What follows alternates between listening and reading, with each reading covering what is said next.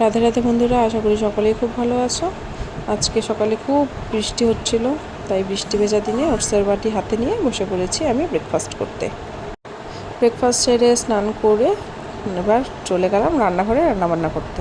আজ ছিল একাদশীর দিন, তাই ছিল আমাদের নিরামিষ। তাই আলু আর পেঁপে ভাজা করেছিলাম, আর করেছিলাম দুধ পোস্ত আলু পটল দিয়ে। ভালো মতন কষিয়ে নিয়ে এটাকে করেছিলাম।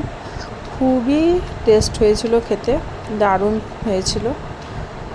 একাদশীতে এরকম খাবার পেলে খুব ভালোই লাগে নিরামিষ খেতে। আর করেছিলাম মটরের ডাল, আর একটু লাউ ছিল, তো সেটা দিয়ে লাউ ঘন্টও করেছিলাম। রান্নাবান্না সেরে এবার সব কিছু পরিষ্কার করে মেজে ঘষে ধুয়ে সব সেট করে তারপরে মেয়েও চলে এসেছিলো স্কুল থেকে, মেয়েকে খেতে দিলাম। চলো আজকের মতন এইটুকুনি।